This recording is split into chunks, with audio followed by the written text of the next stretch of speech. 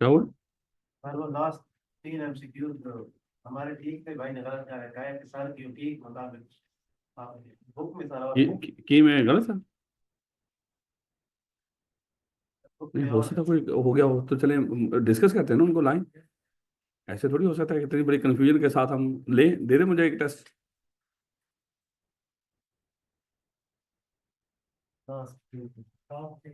आखिरी चीज, the term stake holder share holders and member is use interchangeably, यही था। But term member is a narrow term. Member broader है ना, लेकिन आपने मेरा ख्याल है उसमें। वो रेड वाले भाई अच्छा, ने रेड और इसने ये तो गलत है। अच्छा, मैं उसका पढ़ रहा था कि मेंबर इज नैरो टर्म, इसने जो टिक किया शायद वो गलत है, तो आपने मैं कहूँगा गलत है आपने किया। नहीं, मेंबर इज ब्रॉडर टर्म बिल्कुल 100% है, इसमें तो शक ही नहीं। अगर है तो बात का ना वो कोई बीच में से एमसीक्यू डिलीट किया होता है, वो नंबरिंग आगे एडजस्ट ही नहीं की होती, कुछ इस तरह के मामला हो जाते हैं, तो उसको करें। A company shall be deemed to be subsidiary of another company, that other company कह रहा कि चलो मैं आपका सही वाला पढ़ता हूँ ताकि उसी जरा जल्दी हो जाए। Directly indirectly owns or holds or control more than 50% of its voting security. उसके बाद अप टू है 50%, लेस देन 50 है, मोर देन 40, तो यही सही है, बड़ा वाज़ेह है। तो सी ही बनता था, सी ही है। उसके बाद कहता है कि board in relation to a company means board of directors of the company, बड़ा वाज़ेह है। Board of the member of the company, board of share holder, board of employ, ये तो नहीं होता, तो सी लिखा हुआ है तो वो भी गलत है। तो यही आपने जो डी लिखा वही सही है, थोड़ा वाज़ेह है। तो इसके लिए वो जरा उसको कर लेना है बच्चों को, क्योंकि बच्चे बेचारे परेशान होंगे इस तरह, तो हैं ये कैसे हो सकता है, इतनी वाज़ेह बात नहीं है। ये सही कर ले मेरे बच्चे।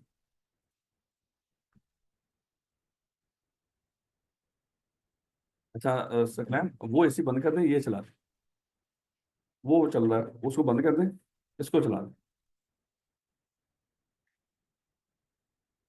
चलिए बेटा, इसको भी आप इसको ना बंद कर दें, इसको बंद कर दें। इसका कोई नहीं पता, वो एक ही काफी।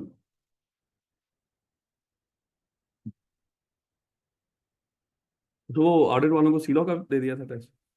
ये सर तो मैंने चेंज कर दिया था उनको। ना लगता है रिजल्ट की ज्यादा ही फिक्र है। बड़े सबके इसमें कोई ये चला दीजिएगा। सकलैन मेहनती बच्चा, अल्लाह ताला इसको कामयाबी दे। साथ ये मेहनत और साथ पेपर देना आसान काम नहीं, लेकिन मेहनत अपनी तरफ से इंसान कोशिश कर सकता है, कोशिश कर रहे हैं। इनको बथेरा कहते हैं कि बेटा जरा पढ़ाई के पे जरा थोड़ा सा ज्यादा फोकस रख लो, लेकिन बरत अल्लाह खैर करेगा इंशाल्लाह। ले मेरे बच्चों, चैप्टर नंबर 2 शुरू हुआ।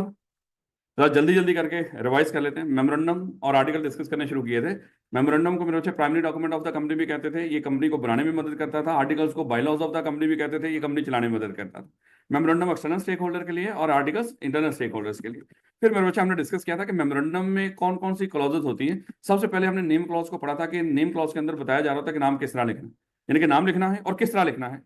ये वैसे तो हम जब मेमोरेंडम अपनी कंपनी का बना रहे हो वहां पे सिर्फ नाम लिखते हैं, लेकिन लिखने का तरीकाकार यहाँ पे जो हमारे वो भी बताया गया है कि कैसे लिखना है। फिर मेरे बच्चे हमने डिस्कस किया था कि यहाँ पे रजिस्टर्ड ऑफिस क्लॉज है, और रजिस्टर्ड ऑफिस क्लॉज, जब मैं बार बार ये लफ्ज बता रहा, खाली नेम की बात हो रही तो कुछ और, नेम क्लॉज की बात हो रही है तो मेमोरेंडम, खाली नेम की तो नाम की बात हो रही है, नेम क्लॉज तो मतलब मेमोरेंडम में जो नेम क्लॉज लिखी हुई है उसकी बात हो रही है। तो रजिस्टर्ड ऑफिस की बात होगी तो registered office, registered office clause की बात होगी तो मेमोरेंडम। तो रजिस्टर्ड ऑफिस क्लॉज में हमने डिस्कस किया था कि रजिस्टर्ड ऑफिस एक ऐसी जगह होती है जिसको हम अक्सर चेंज कर सकते हैं, लेकिन मेमोरेंडम के अंदर जो चीज लिखी जाती है उसको चेंज करना आसान नहीं होता। इसलिए यहाँ पे एक सहूलत दे दी गई। नाम तो जारी बात हम अक्सर थोड़ी चेंज करते रहते हैं, वो तो हमारी वैसे गुडविल जुड़ जाती है उसके साथ। अब आज कोई बंदा नेस्ले को, एंग्रो को, इस तरह की बड़ी बड़ी कंपनी को कह के नाम चेंज कर लो, क्यों करेंगे? उनका नाम है, उन्होंने मेहनत की है उसके ऊपर। वो तो कोई बड़ी रेयर कोई सर्कमस्टांसेस होंगे तो फिर वो कर लेंगे, उनका अगर दिल करेगा। तो रजिस्टर्ड ऑफिस क्लॉज में हमने डिस्कस किया था कि यहाँ पे ये ना हो कि कंपनी जब जब रजिस्टर्ड ऑफिस बदले उसको मेमोरेंडम चेंज करना पड़े। तो इसकी सूरत क्या पैदा करती थी कि जिस जिस जगह पे आपका रजिस्टर्ड ऑफिस हो वो देखे वो किस सूबे में है, वो सूबा लिखे। अगर सूबे में ना हो किसी और जगह पे हो तो उस जगह का नाम लिखे। ऐसे था, मतलब इस्लामाबाद इस्लामाबाद वगैरह। फिर मेरे बच्चे हमने डिस्कस किया था principal line of business clause को, कि प्रिंसिपल लाइन ऑफ बिजनेस में इसका पुराना नाम ऑब्जेक्ट क्लॉज, और इसमें आपने सारे कारोबार नहीं लिखने, सिर्फ एक कारोबार लिखना है, और उस कारोबार की निशानी क्या होगी, यानी कि जो मेन कारोबार है, हाँ, जिसमें ज्यादा एसेट हो और जिस कारोबार में ज्यादा रेवेन्यू हो, इन दोनों को अलहदा कर लो। इनमें से जो हाईएस्ट हो। फिर लायबिलिटी क्लॉज की हमने बात की थी कि लायबिलिटी क्लॉज में देखा जाएगा कि लायबिलिटी कंपनी की क्या है, लिमिटेड है अनलिमिटेड है वो लिख रहे हैं, और लिमिटेड हो तो फिर हम देखते थे लिमिटेड बाय कैपिटल है या गारंटी है। अगर गारंटी है तो फिर एक अगली लाइन लिखते थे कहां तक की गारंटी। फिर मेरे बच्चे हमने डिस्कस किया था अंडरटेकिंग क्लॉज में जस्ट एक हल्फ होता है, और सब्सक्रिप्शन क्लॉज में भी कुछ लोग यही कह रहे होते हैं कि हमने वो सारी रिक्वायरमेंट्स पूरी कर दी और हमारे ये नाम है, हमें इस कंपनी के तौर पर रजिस्टर कर दिया जाए। ये सब्सक्रिप्शन क्लॉज में बानी लोग ये बात कर रहे होते हैं। अथोराइज कैपिटल क्लॉज में मेरे बच्चे हमने डिस्कस किया था, यहाँ पे कंपनी का टोटल कैपिटल कितना होगा, उसको कितनी अमाउंट के फिक्स शेयर कैपिटल में हमने डिवाइड किया होता है, यानी कि कितनी अमाउंट के फिक्स शेयर में डिवाइड किया होता है। हर शेयर की जाहिर बात है एक फिक्स वैल्यू होती है, उसमें डिवाइड किया होता है और फिर उससे नंबर ऑफ शेयर्स बनते हैं। तो ये मैक्सिमम अमाउंट होती है जो कंपनी वो कर सकती है, इशू कर सकते हैं। फिर यहीं पे हमने डिस्कस किया था, यहीं पे हर जो प्रमोटर है वो जो सब्सक्राइबर टू द मेमोरेंडम बनना चाह रहा है वो कम से कम एक शेयर लेने का वादा करेगा। तो इस तरह की मेरे बच्चों ये सारी बातें हमने डिस्कस कर ली थी। उसके बाद मेरे बच्चों ये मेमोरेंडम की छोटी छोटी बातें थी। हमने कल नाम के बारे में पढ़ना शुरू किया। हमने कहा था कि नाम के बारे में कुछ गाइडेंस है कंपनी एक्ट 2017 के अंदर। सबसे पहले क्या है, कंपनी एक्ट 2017 आपको कुछ प्रोहिबिटेड नेम्स के बारे में बताता है। कहता है ये नाम प्रोहिबिटेड है, यानी कि ये नाम कभी रख ही नहीं सकते। अगर ये नाम आपकी कंपनी के नाम में आ गए तो समझ लो कि वो नाम मना है, अब आपको नाम बदलना ही बदलना पड़ेगा। जैसे हमने कहा था आपकी गलती होगी उसको रेक्टिफाई करना होगा।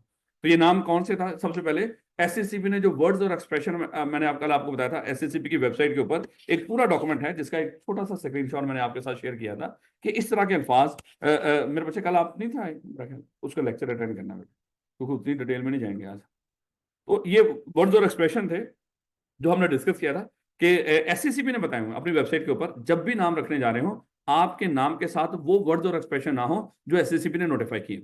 वो क्या है, हमें उससे कोई लेना देना नहीं है। पुराने वक्त में मैंने आपको बताया था, एक लफ्ज की एग्जाम्पल दी थी, अथॉरिटी का लफ्ज यूज करना ये मना है? उसी के ऊपर सवाल आ गया, यानी कि आपके नाम के साथ वर्ड अथॉरिटी नहीं आना चाहिए है, क्योंकि ये तो गवर्नमेंट के इदारे यूज करते हैं, एफआईए है वो भी आखिर में लफ्ज अथॉरिटी आ रहा होता है उसमें।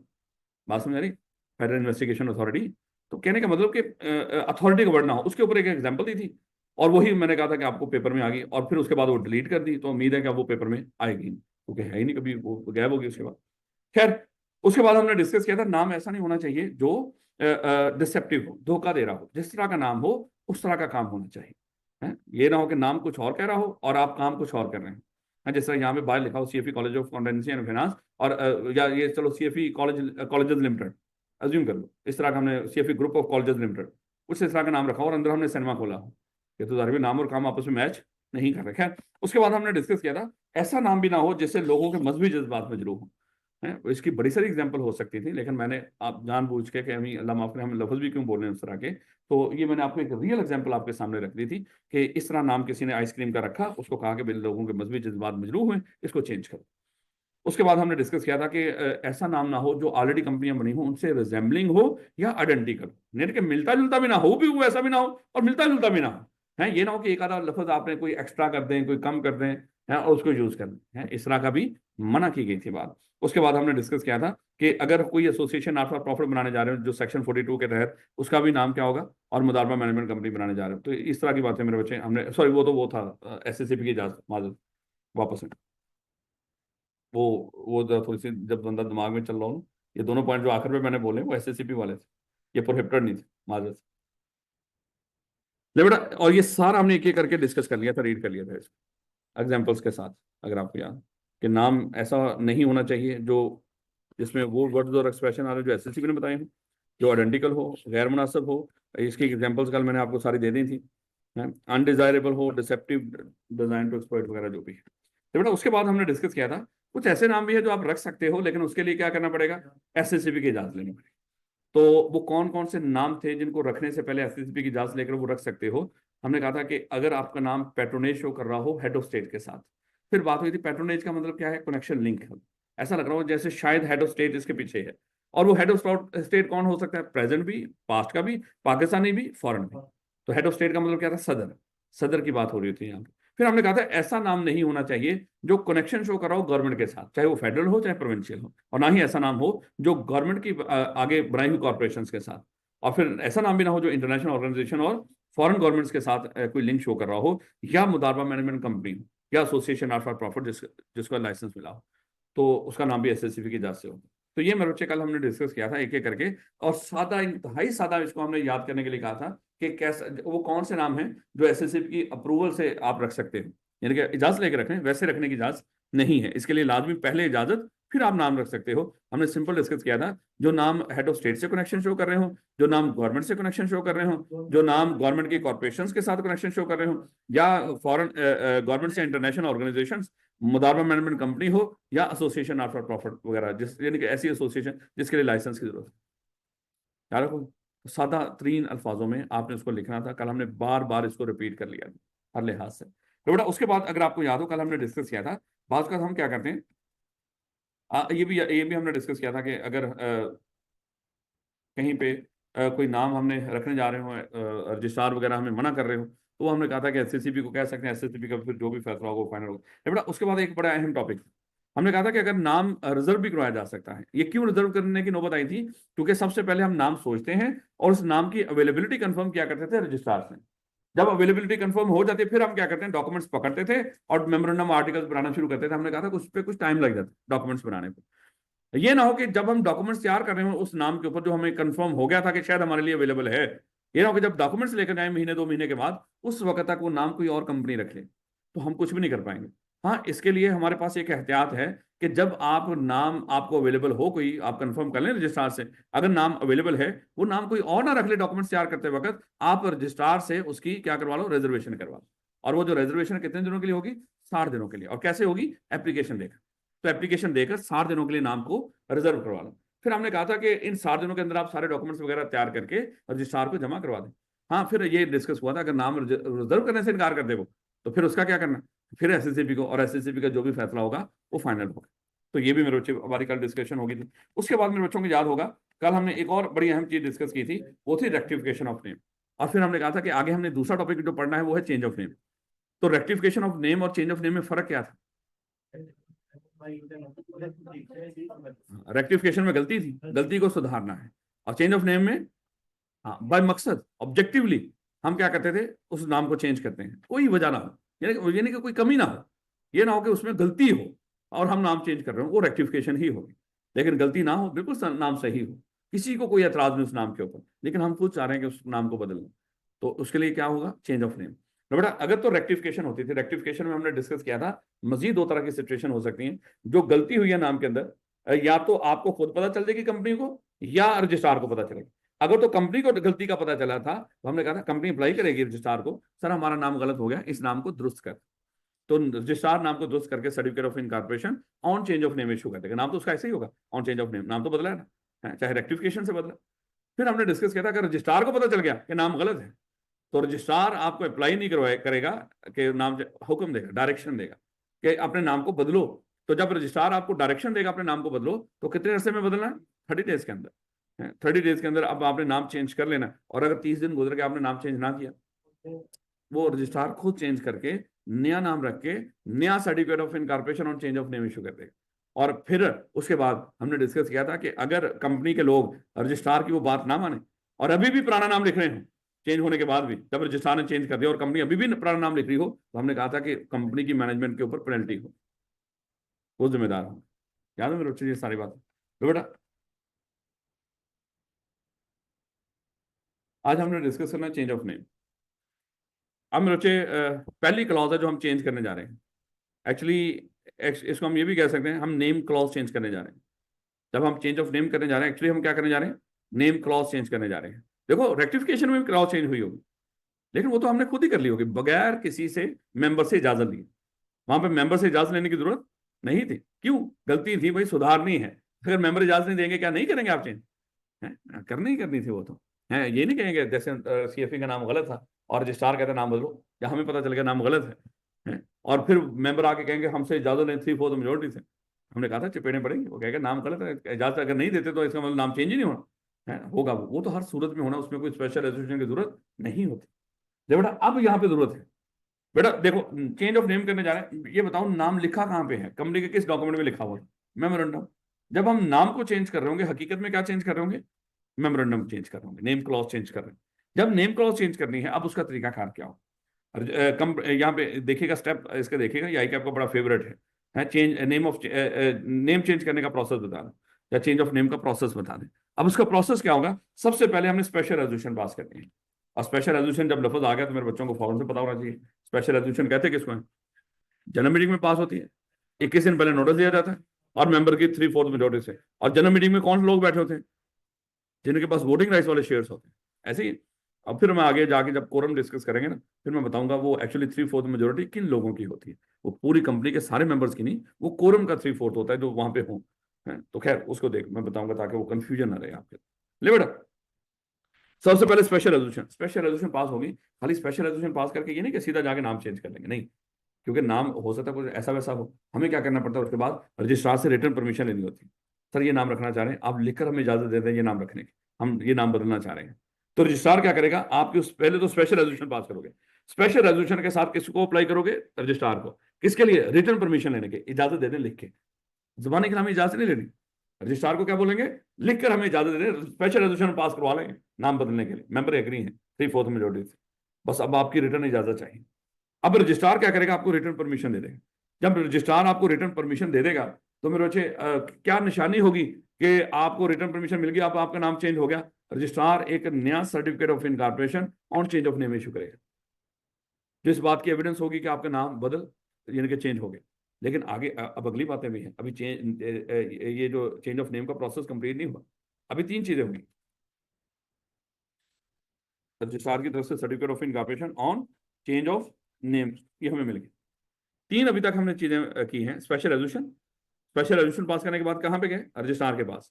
रजिस्ट्रार से क्या हासिल की? Return permission. और रिटर्न परमिशन के बाद रजिस्ट्रार ने हमें क्या इशू करके दिया? Certificate of incorporation on change of name, कि नया सर्टिफिकेट ऑफ इनकॉर्पोरेशन, क्योंकि पुराने में जो पुराना नाम था उसकी जगह पे नया सर्टिफिकेट ऑफ इनकॉर्पोरेशन और उसमें नया नाम होगा जो चेंज होने में। अब यहां तक तो हो गया। अब मेरे बच्चे ये अभी प्रोसेस कंप्लीट नहीं हुआ। अब अगली बात देखो मेरे बच्चे, पहले यहाँ पे नाम लिखा हुआ था मान लो आई कैप लिमिटेड, CFE के बाहर। हमने बड़े सारे लोगों से उधार लिया होगा, हैं, बड़े सारे लोगों के साथ और हमारे कॉन्टेक्ट हुए होंगे।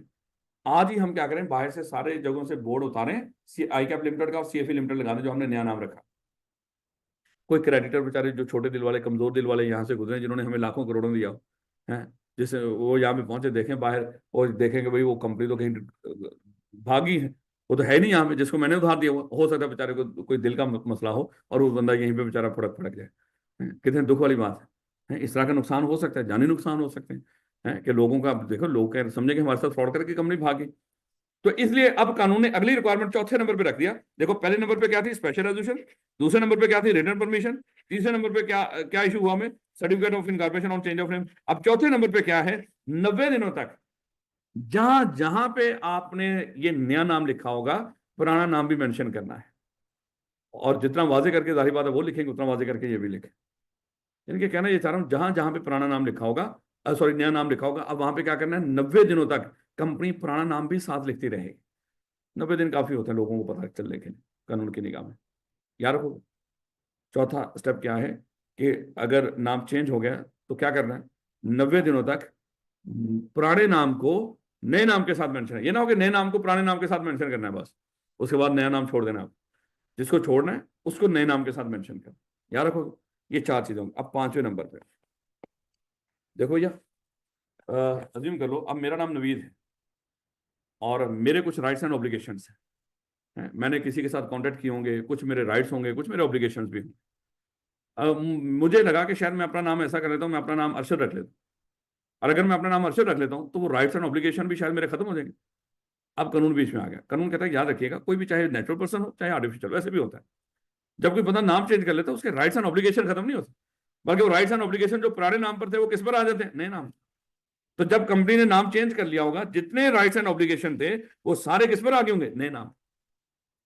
अब 6ठे नंबर पे, अच्छा अज्यूम कर लो कि मेरे ऊपर कुछ केसेस चल रहे हैं, मनी लॉन्ड्रिंग के, मनशियात फरोशी के, पता नहीं कौन कौन से मेरे ऊपर केसेस चल रहे हैं। नवीद के ऊपर, राणा नवीद मशहूर है इस तरह के मामला। अज्यूम कर लो अब मैंने कहा कि भाई इससे जान छोड़, कैसे जान छुड़ाऊं? मैंने कहा कि नाम ही बदल। मैंने अपना नाम रख लिया नवाज शरीफ ताकि इन चीजों से मेरी जान छूट। अब मेरे बच्चे इस तरह तो लोग क्या करें, कत्लो गारत करें, जो मर्जी करें, नाम बदलें तो केसेस ऊपर से हट जाएंगे? नहीं, ये तो काम खराब हो जाएगा। तो अब 6ठे नंबर पे आ गया कि जितने केसेस जो पुराने नाम पर चल रहे थे, या कुछ लोग अभी इरादा कर रहे थे कि हम इस नाम पर केस करेंगे, कुछ हमने खिलाफवर्जी की थी, कोई कॉन्ट्रैक्ट पूरा नहीं किया था, कोई लोग इरादा कर रहे थे केस करने का, या कुछ लोगों ने पहले किया हुआ था, दोनों सूरतों में जो पुराने केस चल रहे थे हमारे ऊपर और जो लोग केस करने जा रहे थे पुराने नाम पर, अब वो किस पर होंगे? नए नाम। पुराने केसेस नए नाम पे, और जो करने जा रहे थे पुराने नाम पर, अब वो नए नाम पर केस कर लेंगे। यानी कि नाम बदलने से केसेस खत्म नहीं हो। याद रखोगे? 6 स्टेप्स हैं मेरे बच्चे जो चेंज ऑफ नेम के प्रोसेस में आपने बताने पेपर के अंदर, और 6 के 6 बता के छोड़ने हैं उसको, चाहे वो 3 नंबर का पूछे, क्योंकि छोटी छोटी बातें हैं इसमें, पॉइंट्स ही तो हैं, डिटेल तो है नहीं। तो चेंज ऑफ नेम के प्रोसेस में सबसे पहला काम क्या है? Special resolution. बगैर क्यों स्पेशल रेजोल्यूशन? क्योंकि मेमोरेंडम चेंज हो रहा है। स्पेशल रेजोल्यूशन पास होगी, उसके बाद क्या करना है?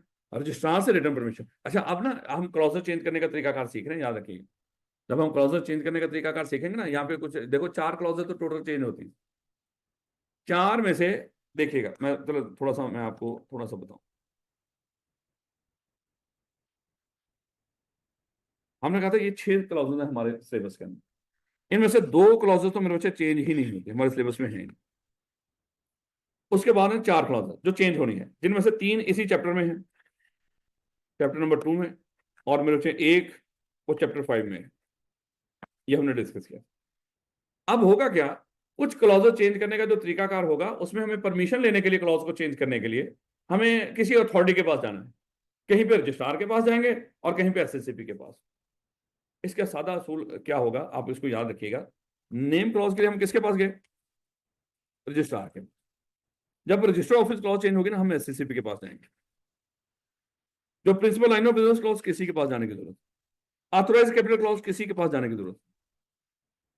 यानी कि 4 क्लॉजेज टोटल चेंज होती है। इजाजत किससे चाहिए?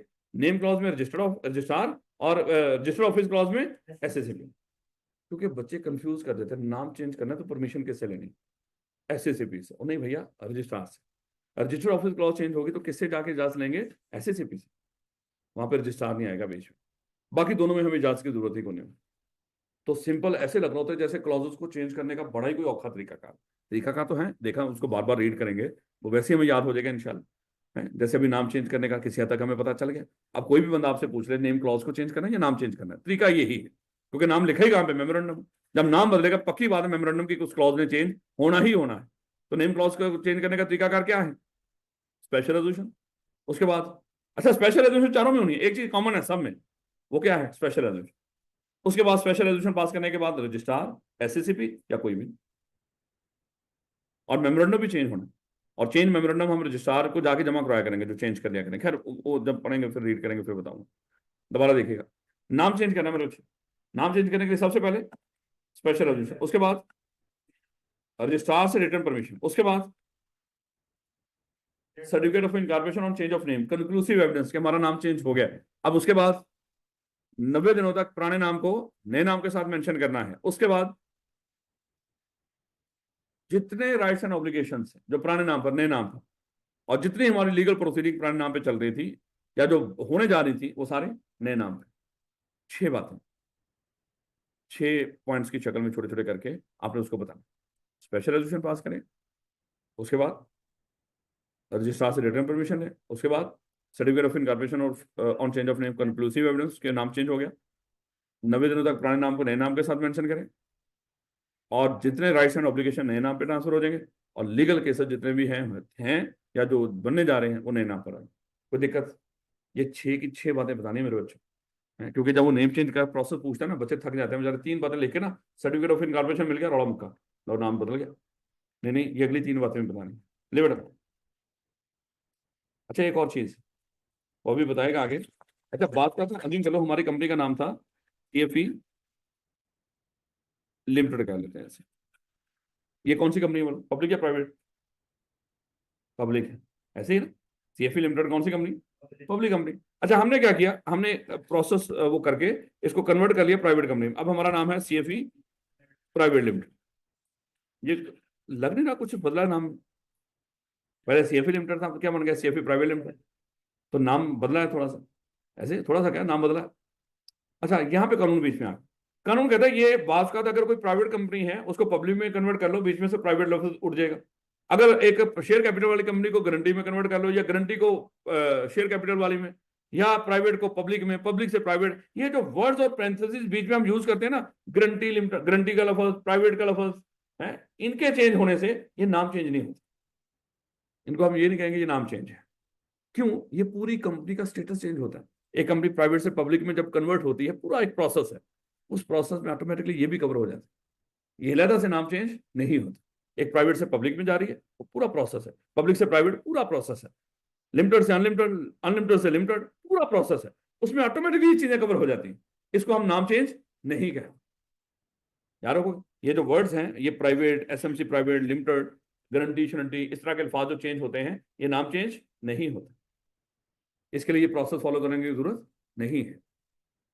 तो फिर ये कैसे चेंज होता है? चेंज तो होगा, और है भी नाम नेम क्लॉज में। ये जब प्रोसेस पूरा फॉलो करते हैं, उसी प्रोसेस में ऑटोमेटिकली कवर हो जाता है। ये छोटी चीज है, हम बड़ा काम कर रहे होते हैं वहां पे, पूरी कंपनी का स्टेटस चेंज कर रहे हैं, उसी में कवर हो जाता है। याद रखो, क्योंकि ये कई दफा पूछा हुआ है कि CFE limited, CFE private limited में चेंज कन्वर्ट हुई है, तो नाम चेंज कर क्या करना है आप? हम कहेंगे ये नाम चेंज है ही नहीं, और इसके लिए वो प्रोसेस फॉलो करने की जरूरत नहीं है, ये ऑलरेडी कवर हो गया हो। खैर, इसको देखिए, एक company may by special resolution, सबसे पहला ही पॉइंट मिल गया हमें कि special resolution and with the approval of the registrar signified in writing change its name. तो दो चीजें यहां पे मिल गई आपको कि कंपनी नाम चेंज कर सकती है, कैसे? स्पेशल रेजोल्यूशन, और दूसरा रजिस्ट्रार से रिटर्न परमिशन। यार इसको छोटे छोटे पॉइंट्स में अपने में लिख लीजिए, ऐसे चाहे लिखें चाहे उसको छोटे छोटे में, कि कंपनी को क्या करना पड़ेगा? CFE must pass special resolution and must get return permission from the registrar. अपने अल्फाजों में लिखे, उसको कोई दिक्कत नहीं। और जब आप पास पेपर करेंगे, उसमें ऐसे ही छोटे छोटे पॉइंट्स बना के लिखे होंगे, उससे आपकी आसानी हो जाएगी याद करने में कि कैसे हमने करना। ले बेटा, दो चीजें अभी तक मिली। हाँ, बीच में फिर उसने रुके एक वो चीज बता दी, अप्रूवल नॉट रिक्वायर्ड, कि रजिस्ट्रार वगैरह से कुछ करवाने की जरूरत नहीं है। कह रहा था permission of the registrar shall not be required if the only change is the addition और deletion of the word and parenthesis private, SMC private limited, guarantee limited, as a case में be upon the change in the status of the company. क्योंकि यहाँ पे तो company का status change हो रहा होगा। जब स्टेटस चेंज हो रहा होगा तो फिर रजिस्ट्रार से आपको परमिशन वगैरह की जरूरत नहीं है। यारों, उसी स्टेटस चेंज में ही ये चीजें कवर हो जाती हैं। यानी कि इन अल्फाजों का चेंज होना नाम चेंज नहीं होता। इन अल्फाजों का चेंज होना नाम चेंज नहीं होता।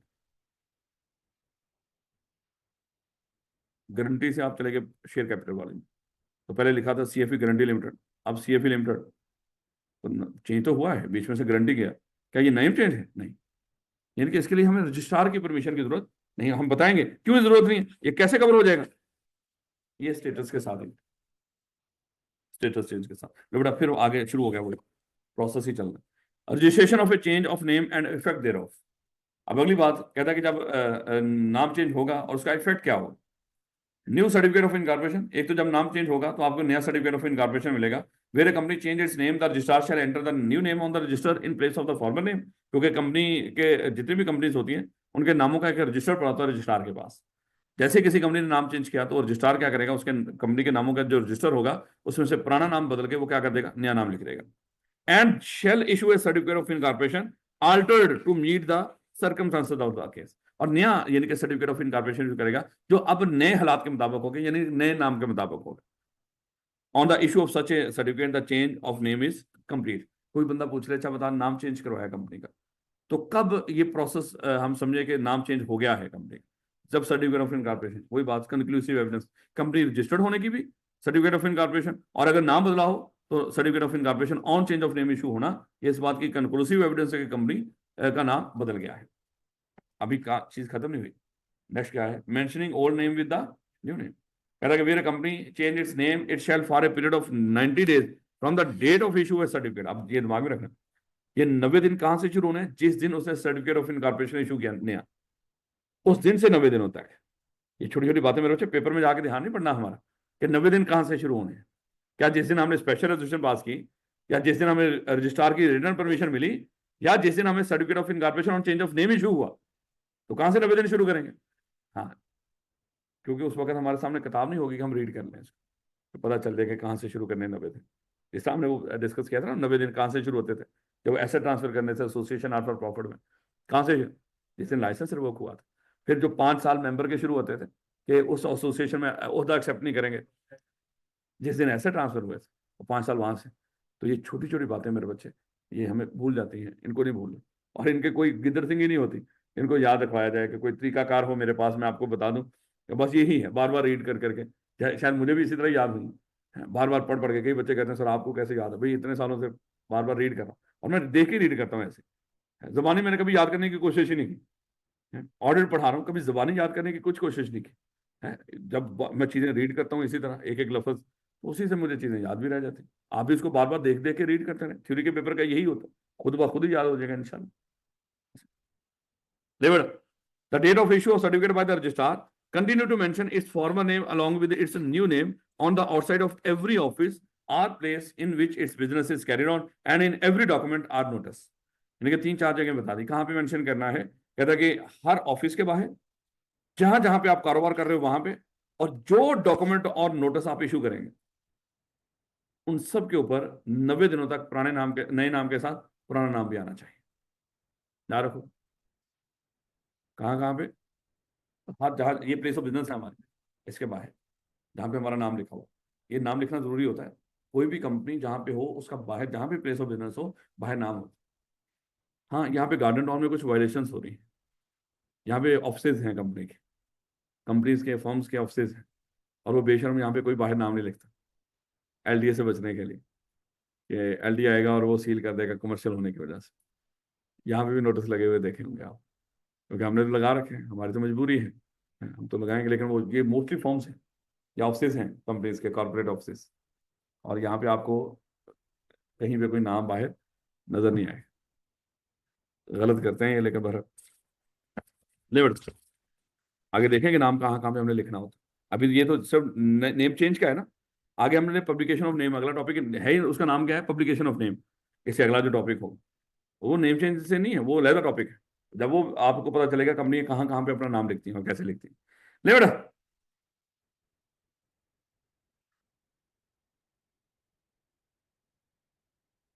No effect on legal proceeding. अगली बात आ गई कि जो लीगल केसेस चल रहे होंगे कंपनी के ऊपर, उनके ऊपर कोई इफेक्ट नहीं पड़ेगा। The change of name shall not effect any rights और ऑब्लिगेशन। ये एक पॉइंट चाहे लदा करके लिख दीजिएगा। और render defective any legal proceeding, यानी कि वो लीगल प्रोसीडिंग जो ऑलरेडी इनके खिलाफ चल रही थी वो डिफेक्टिव नहीं होगी। ये नहीं होंगी कि आप वो कारामद ही नहीं है, अब वो चल ही नहीं सकती इनके खिलाफ, ना ना। कह रहा है कि by or against the company and any, यानी कि जो कंपनी ने केसेस लोगों पर किए हुए थे और जो लोगों ने कंपनी पर केस किए हुए थे, वो सारे उसी तरह ट्रांसफर हो जाएंगे नए नाम के ऊपर। वो डिफेक्टिव नहीं होते, कंपनी के अपने किए हुए केस भी और कंपनी पर हुए हुए केस भी।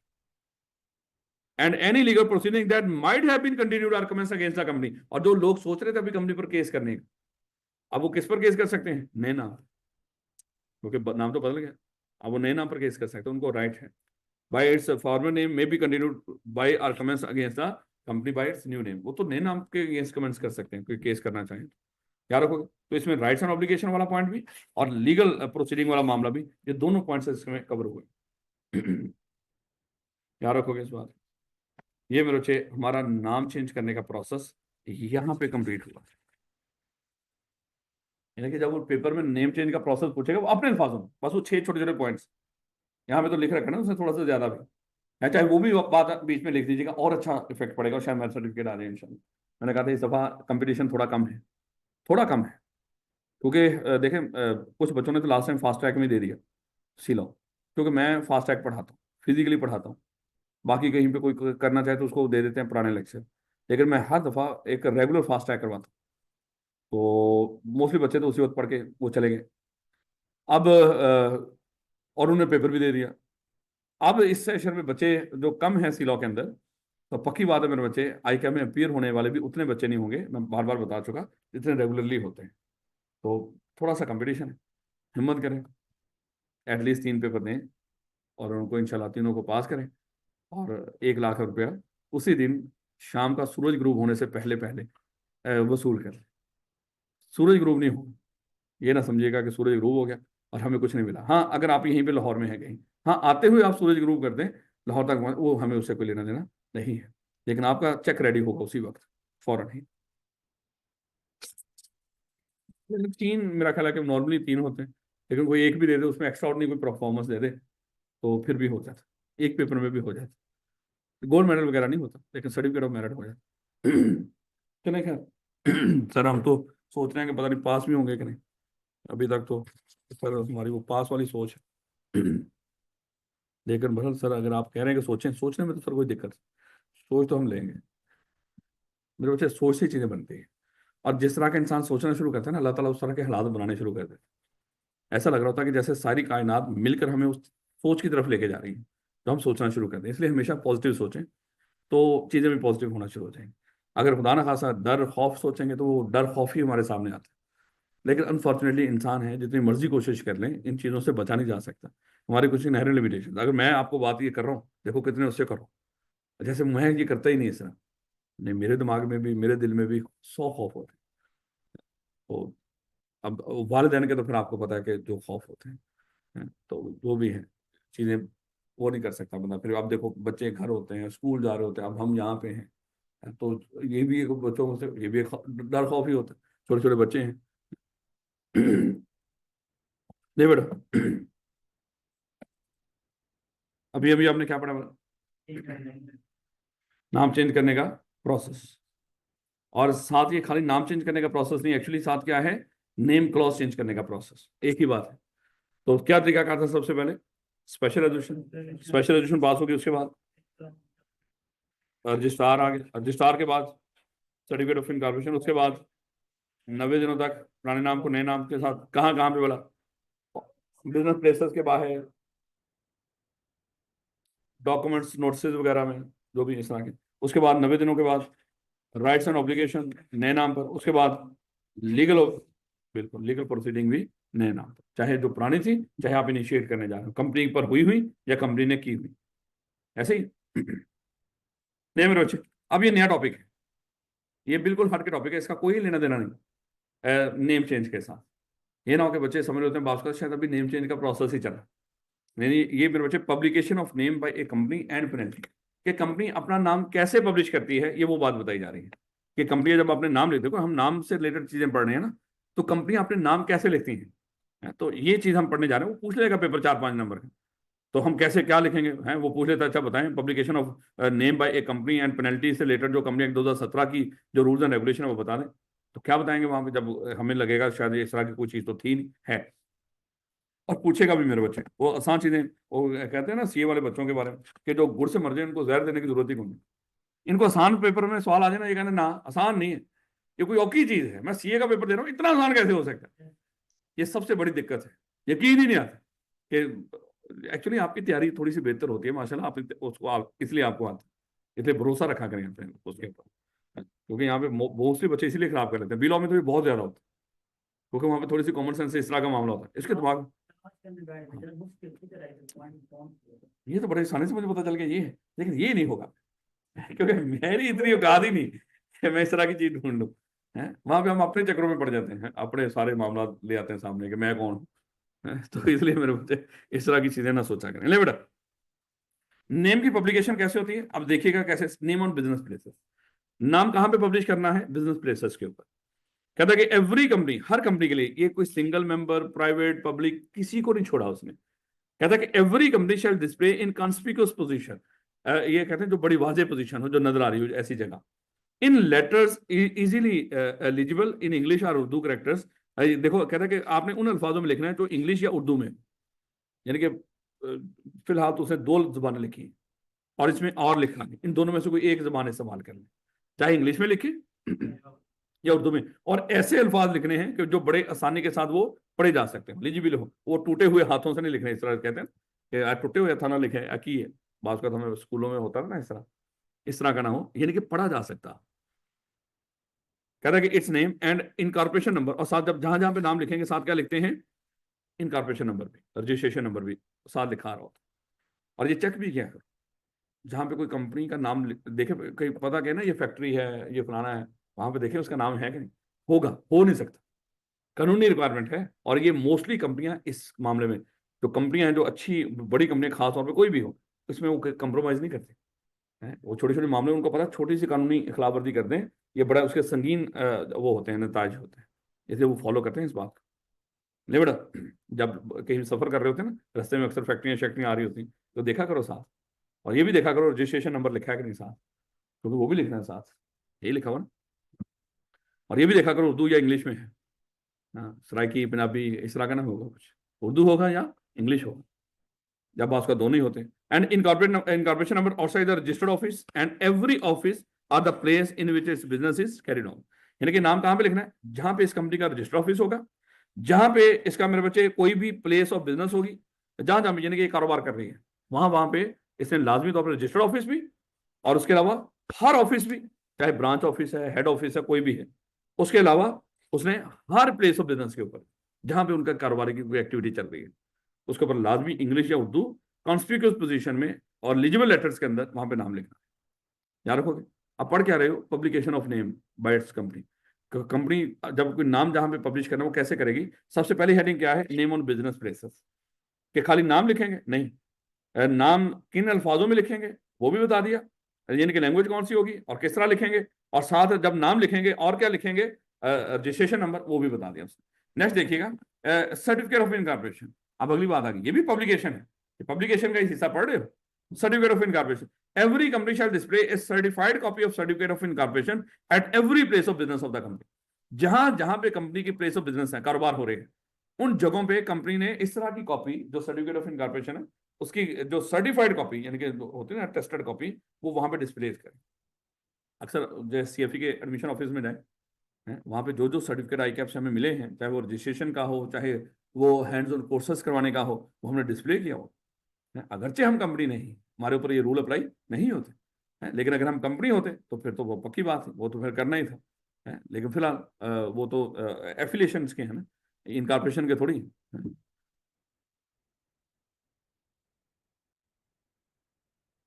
देखो बेटा, दूसरा पॉइंट मिल गया हमें।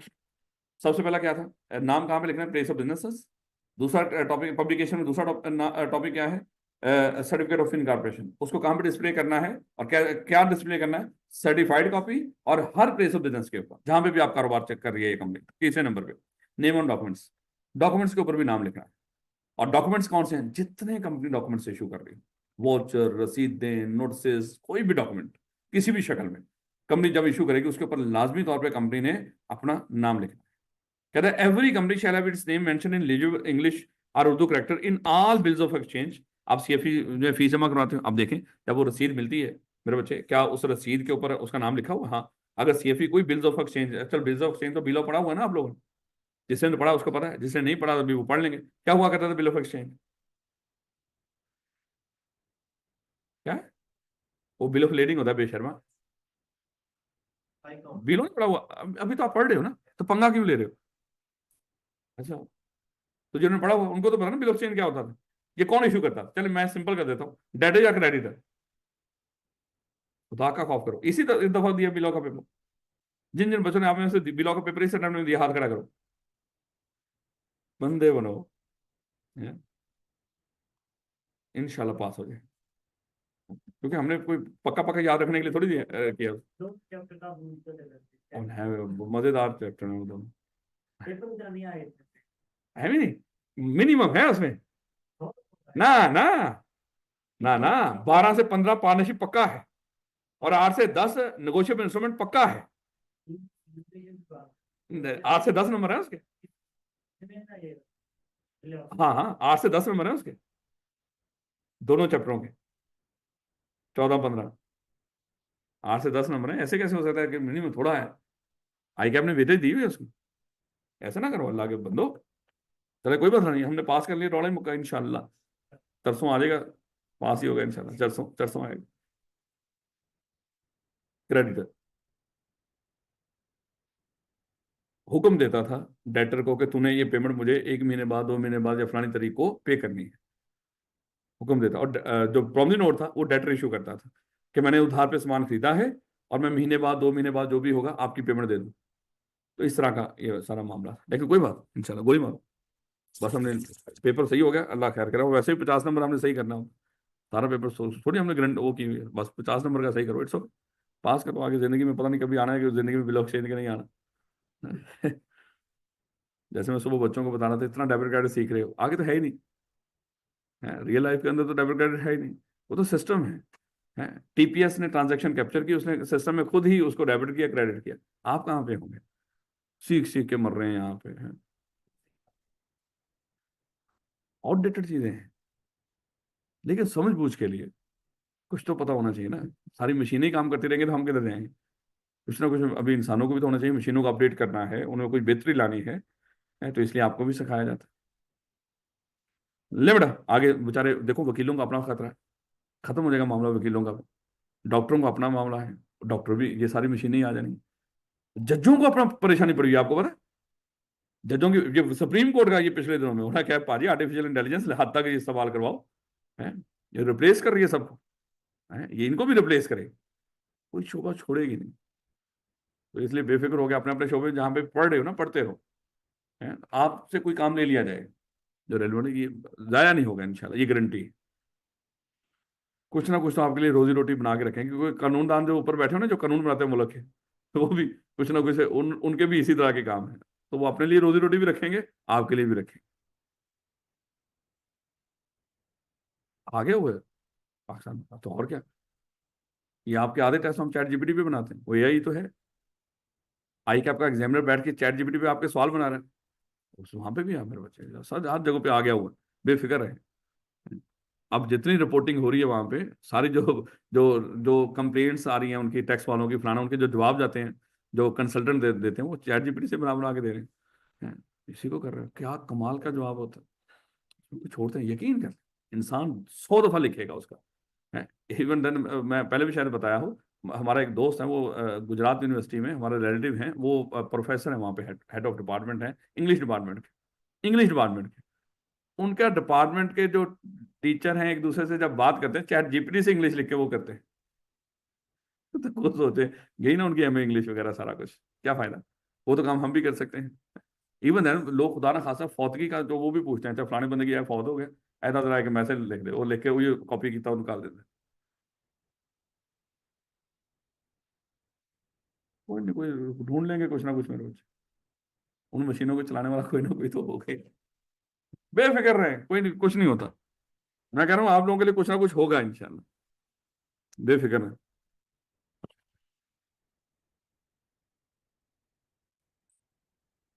वो तो नेर है, पंजे कीज, उनको तो फायदा है।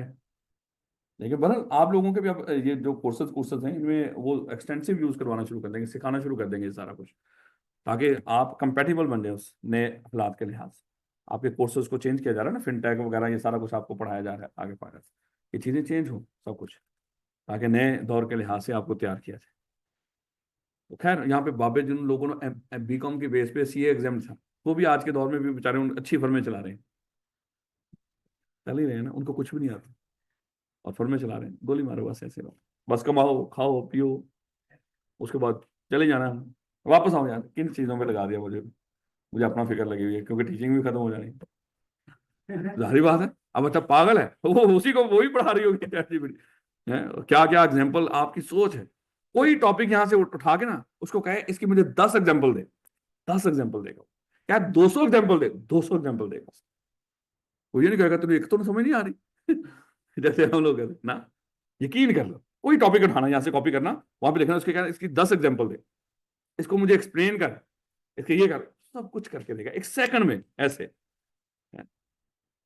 मैं पार्टनरशिप पढ़ा रहा था, अब होता कि हवाला तरह थोड़ा सा हदीस का दे दे बंदा, तो मैंने उसको कहा कि जहां जहां पे कोई हदीस पार्टनरशिप बिजनेस से रिलेटेड है, तो मुझे वो प्रोवाइड कर। एक लम्हे में वो 3 से 4 हदीस थी, और ये भी बताया कि ये एहसन है या क्या है, ज़ईफ है क्या है, सब कुछ बताया। उसमें मुफ्ती भी गए।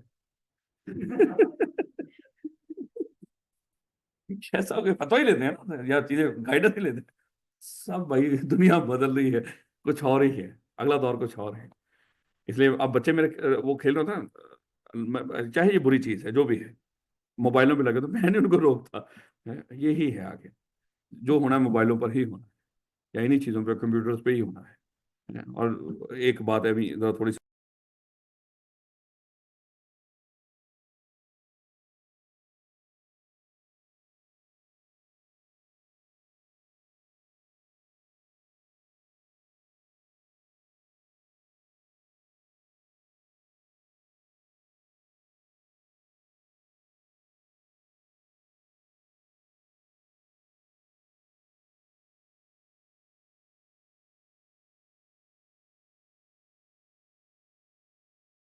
पे लगाते हैं, वो बड़ा अच्छा है।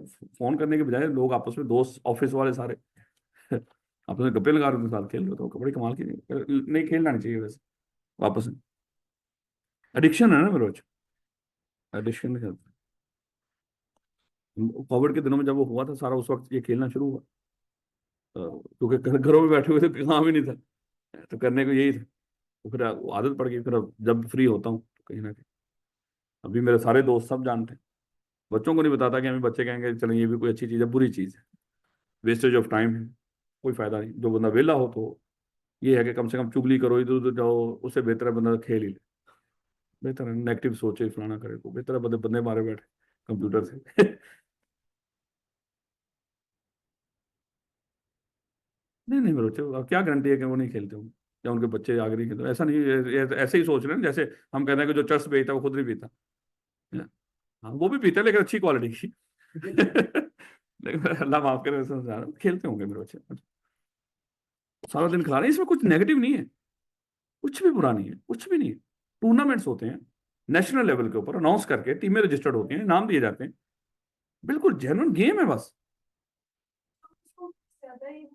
वो साइको, इस तरह के इश्यूज, तो उसको रियल लाइफ में वो सोचना शुरू कर देना, पता नहीं वो करना शुरू, वो तो एक लहर है ना, वो तो किसी के साथ कुछ भी है। वो देख अल्लाह माफ करे, एक कसाई है जरा सारा दिन गोश्त काट रहा हो, तो साइको है, वो उन्होंने आदत पै गई और बंदे कट रहे हो, कहीं पर भी कुछ हो सकता है उस तरह का मादत के साथ, इस तरह की चीजें। तो आप मादत, आज आप जरा थोड़ा सा टाइम जाया कर दी, लेकिन वरना कभी कभार इस तरह का हो जाता है। नहीं बेटा, पढ़ क्या रहे हैं, पब्लिकेशन ऑफ नेम, नाम कहाँ कहाँ पे पब्लिश करना है। सबसे पहले क्या डिस्कस किया हमने, प्लेस ऑफ बिजनेसेस है कि कैसे करना है उसको। फिर हमने दूसरा क्या डिस्कस किया, सर्टिफिकेट ऑफ इनकॉर्पोरेशन। अब तीसरा हम पढ़ रहे हैं नेम ऑन डॉक्यूमेंट्स। कहता है कि every company shall have its name mention in legible English और Urdu character in all bills of exchange की बात हुई थी। प्रॉमिस नोट डेटर इशू करता है, वादा, यानी कि बिल्स ऑफ एक्सचेंज अगर नहीं पढ़ा हुआ, ये क्रेडिटर कह रहा होता है कि तूने मेरे इतने पैसे देने, जिस कागज पे लिख कर दे रहा होता है कि तूने मेरे इतने पैसे देने, वो समझो क्या है फिलहाल, बिल ऑफ एक्सचेंज। और जब डेटर किसी से उधार पे कोई चीज खरीदता है और उसको लिख कर दे रहा होता है ये इतनी पेमेंट मैंने तेरी देनी, तारीख को पे कर दूंगा, तो उसको क्या बोलते हैं, प्रॉमिस नोट। फिलहाल ये दिमाग में रखो। इंडोर्समेंट्स होती है, कोई भी मेरे बच्चे होता है ना, साइन करके कोई चीज आगे देना, उसको क्या बोलते हैं, इंडोर्समेंट। तो जिस चीज को साइन, वो कागज भी साइन करके कोई देता है ना, तो उस पर भी कंपनी का नाम होना चाहिए। अगर कंपनी के बिहाफ पे कोई इंडोर्समेंट हो रही है, कोई डॉक्यूमेंट आगे ट्रांसफर किया जा रहा है, कोई चेक कंपनी इशू करे, order for money or goods purporting to be signed on behalf of the company and in all bill, यानी कि जितनी गुड्स हैं, कोई कोई कहता है कि कोई all bills of parcels, invoices, receipts and letter of credit of the company, यानी कि कोई छोड़े नहीं कागज। याद है ना, डेबिट नोट, क्रेडिट नोट्स, कुछ भी इस तरह का, या ये एलसी है, लेटर ऑफ क्रेडिट वगैरह, तो ये भी ओपन करवाते हैं बाहर की तजारत की जरूरत के लिए। तो इस तरह का कोई भी कागज हो, उसके ऊपर कंपनी का नाम लिखा होना चाहिए। यार को ये लेटर ऑफ क्रेडिट का पता नहीं क्या होता है, ये क्योंकि बाहर से जब हम कुछ चीज़ इम्पोर्ट वगैरह करते हैं, तो बाहर के उसको जो एक्सपोर्टर को हम पे भरोसा तो नहीं होता कि हम पेमेंट करेंगे, उसकी सामान तो वो भेज रहा है, पेमेंट की गारंटी। हम किसी बैंक से एलसी ओपन करवाते हैं, तो बैंक फिर उनको गारंटी दे रहा होता है कि इस बंदे को सामान दे दो, मैं आपको गारंटी देता हूँ, तो फिर वो बैंक की गारंटी पर सामान देते हैं। तो इस तरह के लिए ये इशू होते हैं, याद रखोगे इसमें। तो सादा अल्फाज में बस कागजों के नाम लिखने शुरू कर दिए जितने याद आ जाए उससे। तो इनके ऊपर भी कंपनी का नाम लिखा होना चाहिए जो भी इशू करे। उसके बाद name and particulars on documents. अच्छा, ये इसमें और उसमें फर्क है, नेम ऑन डॉक्यूमेंट्स और name and particulars on document. ये जो बात हो रही है मेरे बच्चे, ये हो रही है हमारे लेटर हेड के लिए। इसके लिए बात हो रही है लेटर हेड के लिए। अक्सर होता है ना कि आपने बैंक में अकाउंट ओपन करना है, खैर आज तो बैंक वाले यहीं पे आए हुए, मेजान वाले वो कह रहे हैं कि अकाउंट ओपन करवाने के लिए वो सारी गाइडेंस भी देंगे साथ, और वो ओपन भी कर देंगे अकाउंट। तो कहने का मतलब कि ये लेटर हेड की बात हो रही है यहाँ पे। जब कंपनी लेटर हेड इशू करेगी, उसके ऊपर ये चीजें होनी चाहिए, और किसी कंपनी का भी लेटर हेड उठा के देख लीजिए, लाजमी तौर पे उसके ऊपर ये इन्फॉर्मेशन होगी। कहता है कि every company shell gate it's name, address, it's registered office, telephone number, fax number. अब पुराने वक्तों में होता था, अब लिख देते हैं, आज भी किसी के पास हो, email, website address if any, printed on letter head and all its documents, notice and other official publication. तो लेटर हेड्स वगैरह जो और कोई ऑफिशियल पब्लिकेशन होता है ना, कि जिस तरह कंपनी ने कोई नोट, वो कह लें बात का, वो बनाया था, क्या कहते हैं उसको, शेयर्स के लिए प्रोस्पेक्टस वगैरह, कुछ भी इस तरह, तो उसके ऊपर क्या होना चाहिए कंपनी का, या कोई नोटिस। पेनल्टीज, अगर ऊपर की बातें ना माने, ऊपर की बातें पहले दोबारा थोड़ी सी दोबारा देखो, बहुत अहम है मेरे बच्चे। मैं कह रहा हूँ कि आई कैप को जरूरत ही नहीं पड़ती आपको औखी चीज देने की, वो 100 की चीज देकर हमें परेशान कर देते। तो 100 की चीज थी क्या, कि publication of name by A company and parent, कि कंपनी अपना नाम कैसे पब्लिश करेगी। जब नाम पब्लिश करने की बात करेगी तो हमने ये सारे पॉइंट्स लिखने हैं। हमने कहा कि कंपनी का नाम तो पब्लिश होता है बिजनेस प्लेसेस के ऊपर भी, फिर वहां पे बताएंगे कैसे पब्लिश होगा। फिर हमने कहा कि कंपनी का नाम तो सर्टिफिकेट ऑफ इनकॉर्पोरेशन की शक्ल में भी है, वो कैसे डिस्प्ले करेंगे, सर्टिफाइड कॉपी कहाँ पे, बिजनेस प्लेसेस के ऊपर। फिर अगली बात हुई कि डॉक्यूमेंट्स के ऊपर भी कंपनी का नाम, वो कैसे। और फिर हमने अगली बात हुई कि मजीद name and particulars on documents, यहाँ पे मोस्टली लेटर हेड और जो बड़े पब्लिकेशंस होती हैं कंपनी के बिहाफ पे, उसकी बात हो रही है। मैगजीन वगैरह भी कंपनियां पब्लिश करती हैं, बथेरा कुछ होता है। और उसके बाद बात हुई कि ऊपर की बातें नहीं मानोगे तो लेवल 1 की पेनल्टी पड़ेगी। किसके ऊपर? Company and it's officer in default for not displaying it's name, यानी कि अगर कंपनी ने नाम डिस्प्ले ना किया तो कंपनी एंड इट्स ऑफिसर दोनों हैं, और नहीं लिखा है। जिस जिस ऑफिसर की गलती होगी उसको भी लेवल 1 की पेनल्टी और कंपनी पर भी लेवल 1 की पेनल्टी, यानी कि दोनों जिम्मेदार। यार ना बचपन में हमने डिस्कस किया है, मैनेजमेंट तो जिम्मेदार नहीं होती थी अगर अथॉरिटी में रहते हुए काम करें, लेकिन यहाँ पे मैनेजमेंट जिम्मेदार हो रही है। कब? जब साबित हो जाए कि इनकी भी गलती थी, इनकी कोताही की वजह से। हाँ बोला था बाद हमने बाहर नाम लिखा हुआ तो रात को अंधेरी ही उड़ा के ले गए, अगले दिन इंस्पेक्शन आ गई है, उन्होंने कहा कि यहाँ पे नाम नहीं लिखा हुआ। पता चले भाई हमारा कोई कसूर नहीं, रात तूफान आया था जिसमें ये सारा कुछ हुआ। बात समझा रही मेरे?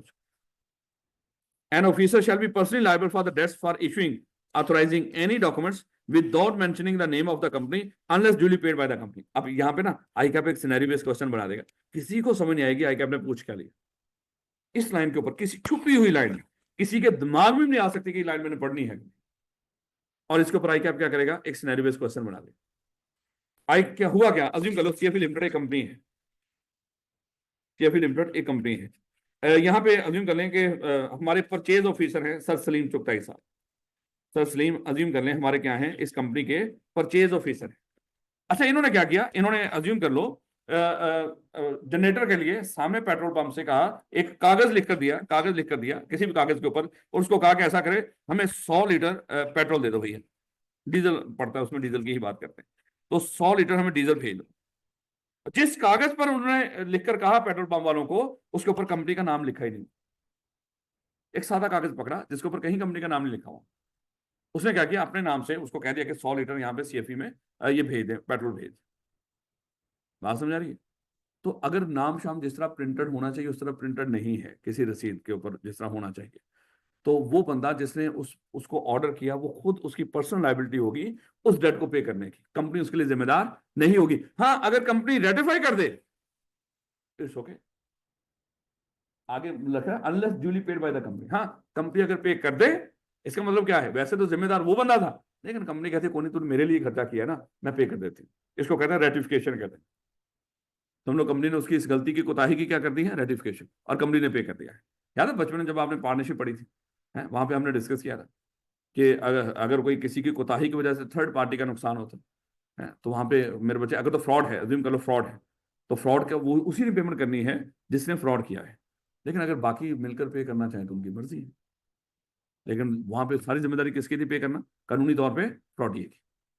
लेकिन अगर कोई कोताही होती थी वैसे ही इंसानी तौर पे वैसे गलती होगी, फ्रॉड नहीं किया वहां पे फर्म पे करती थी। खैर मैं समझा रहा हूँ ऐसे आप, अगर कंपनी खुद पे कर दे उसको इट्स ओके, अगर कंपनी नहीं पे करना चाहती तो फिर वो वही जिम्मेदार है। कि कब an official be personally liable for the debts for issuing authorising any document without mentioning the name of the company. उसने अपना नाम लिख दिया, सलीम चुगताई ये 12 एपिक ब्लॉक में इतना डीजल भेज दो, तो कहीं पे नाम लिखा ही नहीं कंपनी का। तो अगर कंपनी का नाम यूज किए बगैर, लिखे बगैर आपने कोई भी डॉक्यूमेंट इशू कर दिया तो उसके लिए वही बंदा जिम्मेदार होगा जिसने वो रसीद वगैरह इशू की हो, उसके लिए कंपनी जिम्मेदार नहीं होगी। हाँ अगर कंपनी खुद पे कर दे, ये बात लिखनी है वहां पे, कंपनी खुद पे कर दे तो इट्स ओके। लेकिन कंपनी इनकार करना चाहे तो कंपनी को पूरा राइट है, तो भाई मैं पे नहीं करूंगा तू ही पे कर, वो हालांकि कंपनी का फायदा हुआ लेकिन पे वो करेगा। याद रखोगे, मैं कह रहा हूँ सिनेरियो बेस्ड क्वेश्चन बनेगा यहाँ, ये याद रखिएगा, इसको कहीं पे छोटा सा करके लिख लीजिएगा। ये किसके लिए इस्तेमाल हो सकता है, सिनेरियो के लिए इस्तेमाल हो सकता है, और हमें कोई समझ नहीं आएगी कि कहाँ से कहाँ पे लिखी हुई थी इस तरह की बात।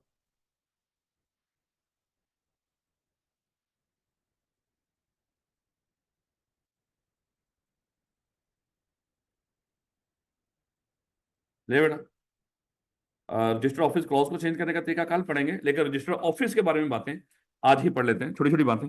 किसी भी कंपनी का, ये हम बचपन में पढ़ते आ रहे हैं, किसी भी कंपनी का एक, इतना नहीं आ सकता, किसी भी कंपनी का एक रजिस्टर्ड ऑफिस हो, कभी दो नहीं होते। किसी भी कंपनी का सिर्फ एक रजिस्टर्ड ऑफिस होता है, कभी दो नहीं होते। और दूसरे नंबर पे मेरे बच्चे, वो जो रजिस्टर्ड ऑफिस होगा, लाजमी नहीं कि वो हेड ऑफिस ही हो। हेड ऑफिस अलहदा हो सकता है, रजिस्टर्ड ऑफिस अलहदा। रजिस्टर्ड ऑफिस वो है जो आपने अथॉरिटीज को कम्युनिकेट किया है एज ए रजिस्टर्ड ऑफिस। आप जिस मर्जी जगह को कहते हैं ये हमारा हेड ऑफिस है, आप अथॉरिटीज को कहते हैं ये हमारा हेड ऑफिस है। हेड ऑफिस कहने से वो रजिस्टर्ड ऑफिस नहीं है, आपने एक रजिस्टर्ड ऑफिस बताना है उसका, याद रखोगे।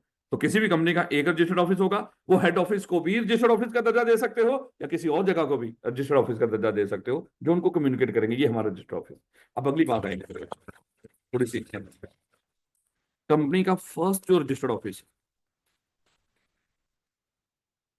वो हमेशा कंपनी इनकॉर्पोरेट होने के जिस दिन कंपनी इनकॉर्पोरेट हुई, इनकॉर्पोरेट की निशानी क्या होती है, सर्टिफिकेट ऑफ इनकॉर्पोरेशन मिल गया। जिस दिन कंपनी इनकॉर्पोरेट हुई उसके 30 डेज के अंदर पहला पहला रजिस्टर्ड ऑफिस हमने बनाकर इनको रजिस्ट्रार को कम्युनिकेट कर देना होता है, ये हमारा रजिस्टर्ड ऑफिस। जब तक ये 30 डेज तक जब तक रजिस्टर ऑफिस कम्युनिकेट नहीं किया होगा, तो हमारी खतो किताबत रजिस्ट्रार के जरिए किस जगह पे हो रही होगी, वो जो कॉरेस्पॉन्डेंस के लिए हमने एड्रेस दिया था। लेकिन जब कंपनी इनकॉर्पोरेट होगी, इनकॉर्पोरेशन के कितने दिन होंगे आपके पास, 30 दिन के अंदर रजिस्टर ऑफिस बना के लाजमी आपने कम्युनिकेट कर देना, सर ये हमारा रजिस्टर ऑफिस, उससे डिले करने की इजाजत नहीं है। उसके बाद ये है पहला पहला ऑफिस नया जो पहली दफा बन रहा होगा। मेरे बच्चे रजिस्टर ऑफिस चेंज भी तो हो सकता है, मैं क्लॉज की बात नहीं कर रहा, मैं रजिस्टर ऑफिस की चेंज करने की बात कर रहा हूँ। मान लो हमारा रजिस्टर ऑफिस है 14 एबक ब्लॉक, यहाँ पे मेरे बच्चे हमारा रजिस्टर ऑफिस है। क्लॉज में तो हमने क्या लिखा होगा, Punjab 14 Aibak block, new garden town, Lahore, ये हमारा जगह है रजिस्टर ऑफिस की। लेकिन हमने क्लॉज में क्या लिखा होगा, पंजाब। लेकिन मेरे बच्चे हमने जो अथॉरिटीज को बताया होगा, पंजाब थोड़ी बताया होगा, उनको तो यही जगह बताई होगी ना। 30 डेज के अंदर पहली पहली दफा कितने 30 डेज के अंदर हमने बताया होगा हमारा रजिस्टर ऑफिस कहाँ पे, 14 Aibak block, new garden town, Lahore. हम यहाँ से निकल के चले गए 58 Aibak block, new garden town, Lahore. क्या चेंज हुआ है register office? Register office change हुआ है, क्लॉज चेंज नहीं हुई। रजिस्टर ऑफिस तो चेंज हुआ है ना, ये ध्यान रखना हमने। कब कब क्लॉज चेंज हो रही होगी, कब रजिस्टर ऑफिस चेंज होगा। और बात का रजिस्टर ऑफिस चेंज होने से क्लॉज भी चेंज होगी, बात का रजिस्टर ऑफिस चेंज से क्लॉज चेंज नहीं होगी। जैसे सूबे के अंदर जब हम चेंज कर रहे होंगे, रजिस्टर ऑफिस तो चेंज हो रहा होगा लेकिन क्लॉज चेंज। लेकिन जब एक सूबे से निकल के दूसरे सूबे में जाएंगे तो क्लॉज भी चेंज होगी, रजिस्टर ऑफिस भी चेंज होगा। ये हम सीखेंगे इसको इंशाल्लाह कल। अब हुआ क्या मेरे बच्चों, कि जब हम 14 एबक ब्लॉक से निकल के 58 एबक ब्लॉक पे आ गए, जब जब रजिस्टर ऑफिस में चेंज हुआ करेगा, जिस दिन हम शिफ्ट कर लिया करेंगे, जिस दिन शिफ्टिंग हो जाया करेगी, शिफ्टिंग के आगे 15 दिन के अंदर हमने रजिस्ट्रार को बताना हुआ करेगा कि सर अब हम यहां पे आ गए। पहला रजिस्टर ऑफिस का आप कम्युनिकेट करना है इनकॉर्पोरेशन के 30 डेज के। उसके बाद जब जब रजिस्टर ऑफिस में चेंज, क्रॉस नहीं, रजिस्टर ऑफिस जगह चेंज हुआ करेगी, है जगह चेंज हुआ करेगी, तो कितने दिनों में रजिस्ट्रार को बताया करेंगे, 15 दिन। अब इसको ऐसे बच्चे इसको कंफ्यूज कर देते हैं, कहाँ पे 15 दिन, कहाँ पे 30 डेज। हम कह सकते हैं जो पहला रजिस्टर ऑफिस होगा कंपनी बनने के फौरन बाद, उसको बनाने में दिक्कत होती है। पहले अभी तो बने ही हो, आपको थोड़ा सा ज्यादा टाइम दिया जाता है। चेंज करना इतना मुश्किल नहीं, नया बनाना मुश्किल होता है। चेंज करना इतना मुश्किल नहीं, बनाना मुश्किल है। कोई घर बनाना हो, अगर वैसे आपने एक घर से निकल के दूसरे घर में शिफ्टिंग करनी हो तो शिफ्टिंग आसान है, घर बना के उसमें जाना औखा है। इस लिहाज से याद कर लीजिएगा कि जो पहला रजिस्टर ऑफिस है वो तो अभी हम पहली दफा बने, अभी बनाना है हमने रजिस्टर ऑफिस, तो वहां पे हमें कितने दिन मिले, 30 डेज। उसके बाद जब हम चेंज किया करेंगे उसके लिए 15 दिन के अंदर हमने चेंज करने के, जिस दिन चेंज हो जाया करेगा 15 दिन के अंदर रजिस्ट्रार को बता दिया करेंगे। पहला रजिस्टर ऑफिस कितने दिनों में रजिस्ट्रार को बताना है, 30 डेज के अंदर। और दूसरा जब चेंज हुआ करेगा 15 दिन के अंदर। याद रखोगे मेरे बच्चों। और क्या हेड ऑफिस रजिस्टर्ड ऑफिस होता है? लाजमी नहीं, हो सकता है हेड ऑफिस को रजिस्टर्ड ऑफिस का दर्जा दे दें, क्या हो सकता है रजिस्टर ऑफिस लहदा हो, हेड ऑफिस लहदा हो। याद रखेंगे बच्चों, ये छोटी छोटी बातें आज हम पढ़ लेते हैं, बाकी इंशाल्लाह कल डिस्कस करेंगे। करेक्ट पर्पज, रजिस्टर ऑफिस किस मकसद के लिए होता है, पूछ सकता है पेपर में। Which is the address of the company for receiving all of its communication. यानी कि जितनी कम्युनिकेशन होती है, खतो खताबत कॉरेस्पॉन्डेंस, सारी कहाँ पे होती है, रजिस्टर ऑफिस के थ्रू। It does not necessarily be same as head office of the company. There में भी, अब पूछ ले सकता है मेरे बच्चे, register office is a place, purpose अगर पूछ ले पेपर के अंदर, बताओ पर्पज क्या है, ये पर्पज बताया सब कम्युनिकेशन वगैरह वसूल करने के लिहाज से। There may be more than one office for businesses of the company, but registered office कितने होंगे, सिर्फ एक। कभी धोखे में नहीं है, रजिस्टर्ड ऑफिस सिर्फ और सिर्फ कितने होंगे, ओनली वन। हाँ, कई ऑफिस हो सकते हैं वैसे, ब्रांच ऑफिस है, हेड ऑफिस है, कई ब्रांच ऑफिस हैं पुराने, जैसे गवर्नमेंट की इतनी ब्रांचेस हैं।